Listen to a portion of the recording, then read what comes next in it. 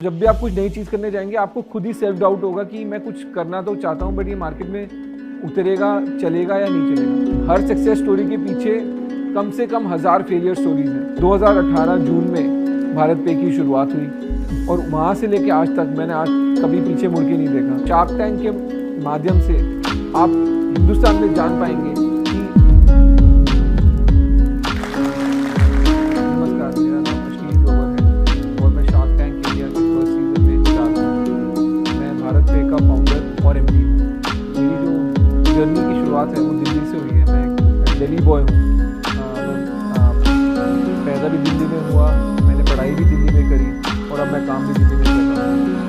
मैं एक middle class family से हूँ। मेरी मदर स्कूल टीचर थी, मेरे फादर चार्टर्ड अकाउंटेंट थे और हमारी फैमिली में सब जॉब करते थे या सर्विस करते थे या प्रोफेशनल्स थे, कोई बिजनेस नहीं करता था। मैं APJ स्कूल में गया दिल्ली में, नर्सरी से लेकर 12th तक, और 12वीं के बाद मेरे को एक चीज़ क्लियर हो गई कि मैं अपने फादर के साथ CA तो नहीं करके उनके ऑफिस में तो नहीं बैठ सकता। तो मैंने डिसाइड करा कि मैं कुछ डिफरेंट करूँगा और मैं इंजीनियरिंग करने की तरफ चल पड़ा और मेरा एडमिशन IIT दिल्ली में हुआ 2000 में और 2004 में मैं IIT दिल्ली से ग्रेजुएट हुआ।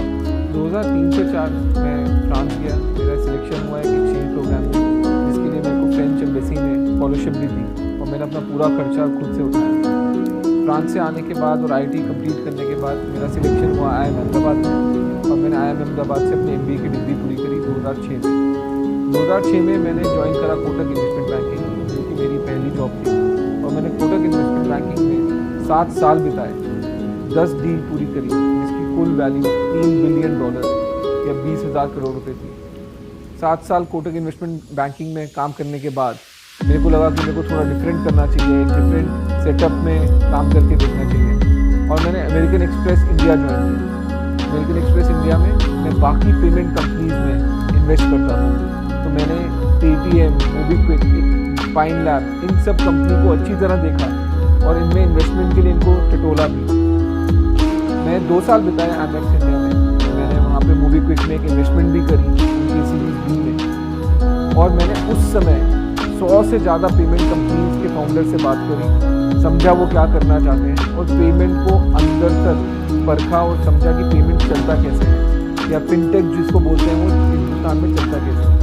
2015 में मेरे पास पहली अपॉर्चुनिटी आई एंटरप्रेन्योरशिप की, जब मेरे एक मित्र जो कि IIT से हैं, अलविंदर, ग्रोफर्स चालू कर रहे थे और उन्होंने मेरे को बोला कि क्या मैं उनको ज्वाइन करूँगा। तो मैंने ग्रोफर्स ज्वाइन करा एज CFO 2015 में और 2015 से लेकर 2017 बीच तक मैं ग्रोफर्स में था। ग्रोफर्स में मैं एक लौता CXO था और मैंने वहाँ पे काफ़ी काम किया।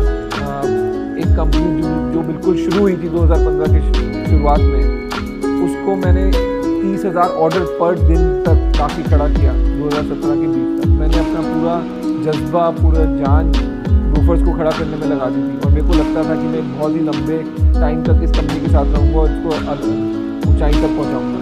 और जब 2017 में मेरे को निकलना पड़ा, वो मेरे लिए एक लाइफ लेसन था। मैं अपनी सैलरी से कम सैलरी पे, जो मैं Amex में कमाता था उससे भी कम सैलरी पे ग्रोफर्स में काम कर रहा था, बट मैंने सीखा बहुत। मैं आज अगर एंटरप्रेन्योर हूँ तो वो इसी कारण हूँ क्योंकि मैंने जो ग्रोफर्स में सीखा और जो अलविंदर ने मेरे को सिखाया कि एक स्टार्टअप चलती कैसे है, एक फाउंडर बनना क्या होता है। फिर मैं 6 महीने से लेके 1 साल तक थोड़ा स्ट्रगल करा कि मैं क्या करूँ। तब मेरे को एक बात समझ आई कि मैंने आज तक दुकान पे गल्ले पे बैठ के काम नहीं देखा है। मैं एक बहुत ही फॉर्मल एजुकेशन स्ट्रक्चर से आता हूँ, जहाँ मैं पहले ही IIT चला गया, फिर IIM चला गया, फिर मैं बड़ी बड़ी कंपनियों को बेचने खरीदने में चला गया और मैं बैंक्स में ही काम किया 9 साल। उसके बाद 2 साल स्टार्टअप में काम किया। बट एक जो फाउंडर होता है या एक जो प्रमोटर होता है जो कस्टमर से पैसे कमा के अपना बिजनेस खड़ा करता है, मेरे को उसका एक्सपीरियंस नहीं था।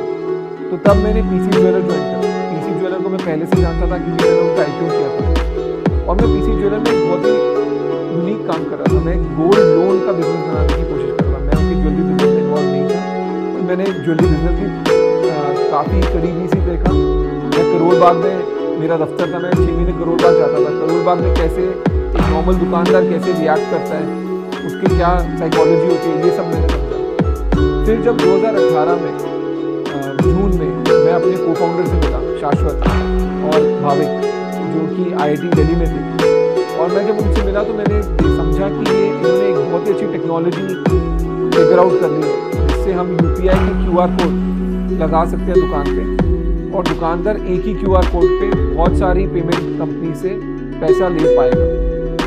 और मेरे को लगा कि ये बहुत ही यंग लोग हैं, बट अगर मैं इनके साथ जुड़ जाऊँ और जो मैंने सीखा है एक दुकानदार का साइकी, या मैंने ग्रोफर्स में जो सीखा दुकानदार के बारे में, या जो मैंने पेमेंट्स में सीखा एमएक्स में, तो इनकी टेक्नोलॉजी और मेरे तजुर्बे से हम एक बहुत ही अच्छा बिजनेस बना सकते हैं। और 2018 जून में भारत पे की शुरुआत हुई, और वहाँ से लेके आज तक मैंने आज कभी पीछे मुड़ के नहीं देखा।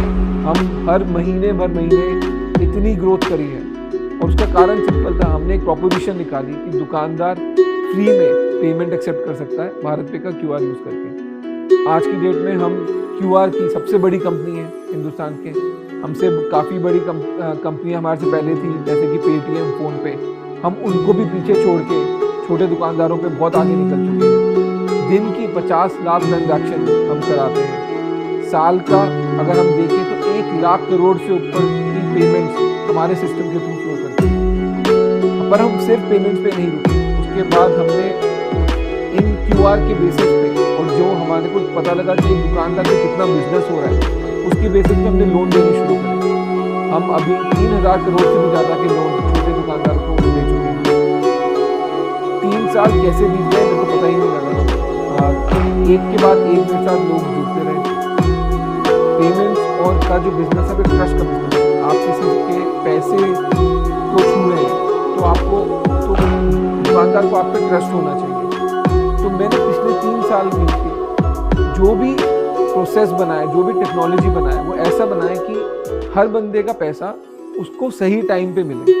और जब एक इंसान को अपना पैसा सही टाइम पे मिल रहा है, साल में 365 दिन या 3 साल में 1000 बारी हम उसकी पेमेंट टाइम पे कर पाए हैं, तो अपने आप एक ट्रस्ट क्रिएट हो गया और भारत पे एक काफ़ी बड़ा ब्रांड बन गया देखते ही देखते। अभी हमारा मिशन सिंपल है, हमको छोटे दुकानदारों के साथ लगे रहना है और उनको और लोन्स देने हैं ताकि वो और बड़ा बिजनेस कर सकें और ऑनलाइन कॉम्पिटिटर जैसे कि अमेजोन और फ्लिपकार्ट इनसे कम्पीट कर सकें। बिकॉज हिंदुस्तान में 90% रिटेल का बिजनेस अभी भी छोटे दुकानदारों के पास होता है, बट इनके पास कैपिटल नहीं है बड़ी कंपनियों से मिलने का। तो हमारा उद्देश्य यही है कि हम इनको कैपिटल प्रोवाइड करें और ये बड़ी कंपनियों के साथ कम्पीट कर सकें। तो एंटरप्रेन्योरशिप को लेके काफ़ी मिसकंसेप्शन रहे हैं मार्केट में। लोगों को लगता है कि बस टेक्नोलॉजी बनानी है, कस्टमर एक्वायर करने हैं, ब्रांड बनाना है, मार्केटिंग करेंगे, थोड़े पैसे रेज कर लेंगे और अपना चल जाएगा। बट एक एंटरप्रेन्योरशिप काफ़ी स्ट्रगल है, काफ़ी कठिन चीज़ है, जिसको आपको करने में बहुत परसिवियरेंस चाहिए और एक बहुत ही कन्विक्शन चाहिए आप में कि आप जो कर रहे हैं वो सही है। बिकॉज बड़े एंटरप्रेन्योर अगर आप बनेंगे, आप बड़ा बिजनेस बनाएंगे, तो आपको कोई भी उससे मैचिंग चीज़ मार्केट में मिलेगी नहीं। तो जब भी आप कुछ नई चीज़ करने जाएंगे, आपको खुद ही सेल्फ डाउट होगा कि मैं कुछ करना तो चाहता हूँ, बट ये मार्केट में उतरेगा, चलेगा या नहीं चलेगा।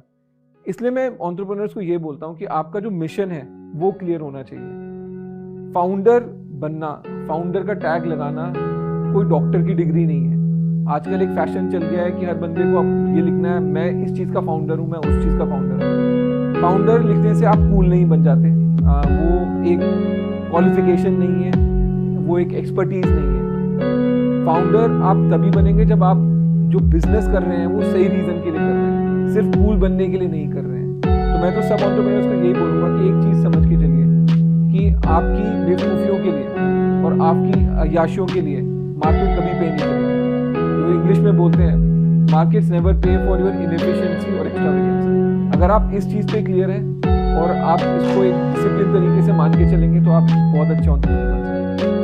अभी हिंदुस्तान में, भारत में एक एंटरप्रेन्योरशिप की वेव चल रही है। जो कंपनियां 10 साल पहले शुरू हुई थी वो अब पब्लिक होती जा रही हैं, उनके IPO हो रहे हैं, उस करके मार्केट में सब लोग शेयर होल्डर भी बन रहे हैं इन कंपनी के। तो सबको एक समझ है कि ये सिर्फ फोके बिजनेस नहीं है कि बड़ी बड़ी बातें हैं, एक्चुअल रियल बिजनेस हैं और जो ऐसे बिजनेस हैं जिनके IPO भी हो सकते हैं। तो इस करके आज की डेट में हिंदुस्तान में एक नया कॉन्फिडेंस है कि हमको भी एंटरप्रेन्योर बनना है, हमको भी अपना बिजनेस शुरू करना है, जो कि बहुत ही अच्छी वेव इंडिया में चल रही है। बट काफ़ी लोगों के लिए ये समझना कि एंटरप्रेन्योरशिप है क्या, कैसे एक एंटरप्रेन्योर बनता है, वो एंटरप्रेन्योर कैसे जाके एक इन्वेस्टर के सामने जाके उनको पिच करते हैं कि आप हम पे पैसे लगाइए। काफ़ी लोगों के पास ये समझ नहीं है, बिकॉज ये जितनी भी एक्टिविटी होती है ये एक बंद दरवाजे के पीछे होती है। शार्क टैंक एक मंच है जहाँ पे ये सारी एक्टिविटी, जहाँ काफ़ी अच्छे बिजनेस आ रहे हैं और वो पिच कर रहे हैं हमारे को, और हम उनको बता रहे हैं कि हम उन पे पैसा लगाएंगे या नहीं लगाएंगे, और इससे काफ़ी एजुकेशन होगा। और एक जो मैं कहता हूँ, एक जो मिस एजुकेशन भी है मार्केट में, सबको लगता है कि बस अपना कुछ भी स्टार्टअप शुरू करो, एक IIT की डिग्री ले लो, एक टेक का बंदा साथ में ले लो और आपकी $multi-billion कंपनी बन जाएगी। ऐसा कुछ नहीं है। हर सक्सेस स्टोरी के पीछे कम से कम 1000 फेलियर स्टोरीज हैं। तो आपको ये जानना भी ज़रूरी है कि क्या करना है, और उससे ज़्यादा ज़रूरी ये जानना है कि क्या नहीं करना है। और शार्क टैंक के माध्यम से आप हिंदुस्तान में जान पाएंगे कि एक एंटरप्रेन्योर बनना है क्या। अगर आप एंटरप्रेन्योर बनते हैं, आपकी क्या एक्सपेक्टेशन होनी चाहिए, क्या रियलिस्टिक एक्सपेक्टेशन होनी चाहिए, और कैसे कोई आपका इवैल्यूएशन करता है कि आपसे कोई पैसा क्यों लगाएगा। तो आपको वो पूरी एक जानकारी मिलेगी और एक एजुकेशन मिलेगा, और होपफुली आपका एक एंटरटेनमेंट भी होगा। जोश टॉक्स अब Spotify एक्सक्लूसिव पॉडकास्ट है, जिसके साथ जोश टॉक्स की सभी कहानियाँ ऑडियो फॉर्मेट में अपलोड होंगी केवल Spotify पर। और हाँ, अगर आपको ये वीडियो अच्छी लगी तो आप जोश टॉक्स पॉडकास्ट को फॉलो कर सकते हैं और सुन सकते हैं ऐसी कई प्रेरणादायक कहानियाँ सिर्फ Spotify पर। इस वीडियो के बारे में अपनी राय नीचे कमेंट सेक्शन में हमें बताएं और अपने दोस्तों के साथ ये वीडियो शेयर करना ना भूलें।